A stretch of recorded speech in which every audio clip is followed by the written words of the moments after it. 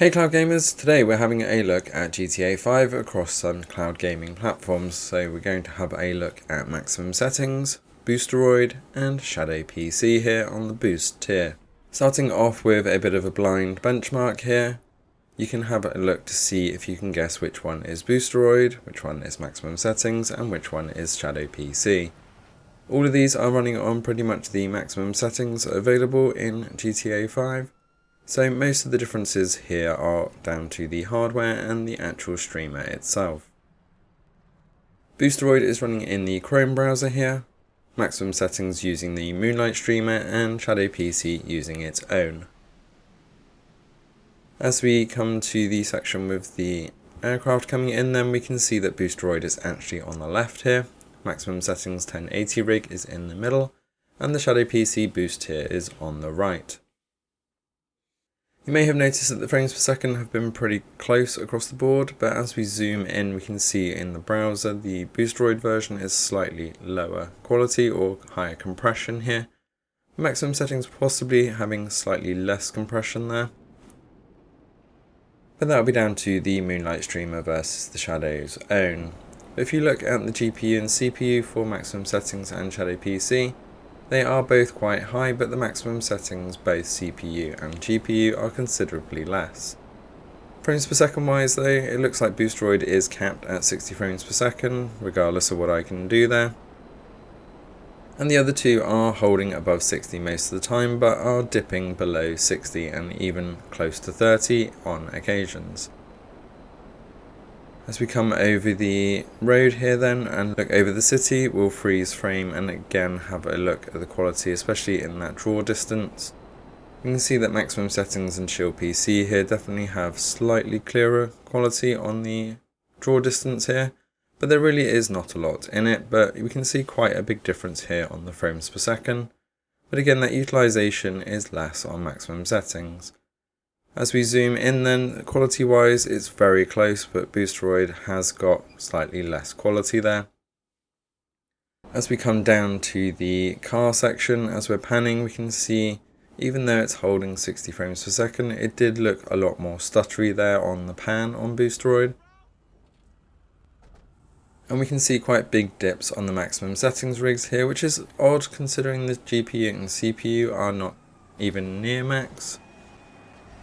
Sitting below 50% utilization for both a lot of the time there, so there must be something to do with the optimization here.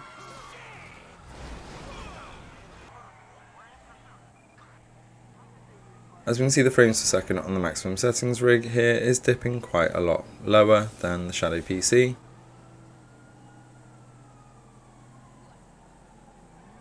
And as we get the big explosion here, we see huge dips there in the frames per second on both Boosteroid and maximum settings.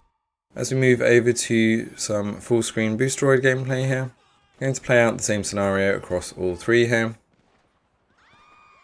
Just to give a bit of the standard gameplay. There was a little bit of input lag on Boosteroid here, though you got used to it quite quickly. I was using a Bluetooth Xbox Series X controller, but moving around generally felt okay. Boosteroid is available on mobile as well as the PC, but it is capped at 1920 by 1080. Subscription wise it's €10 a month, or you can go in for a year at a huge discount and it's about €50 for the entire year, which works out less than €5 a month. It's not currently available in the US, but it is quite widely available across Europe and the East.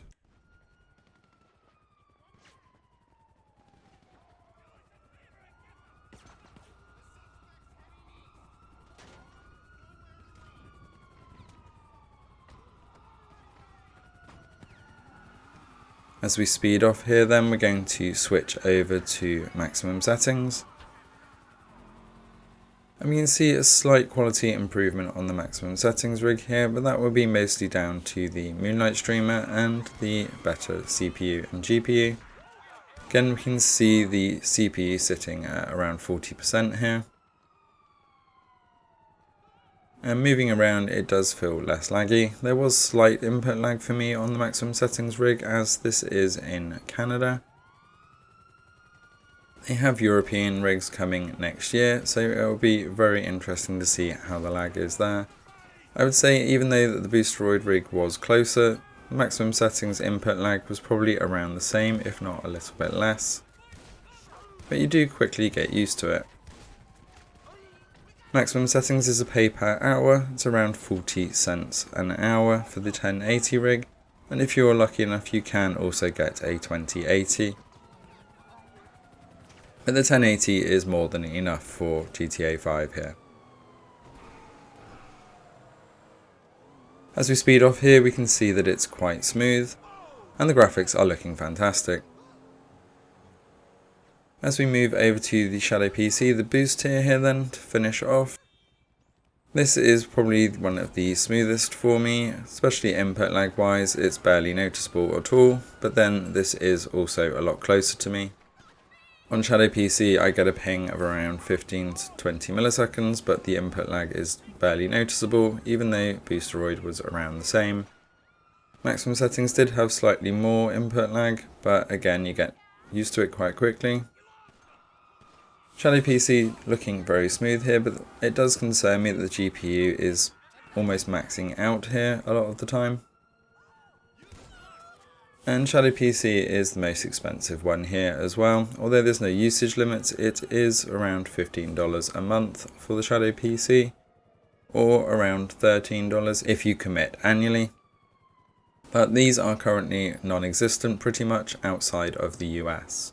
If you're in the US, you should be able to get one of these within a week or two, but outside the US there's up to a 6-month wait, depending on where you are.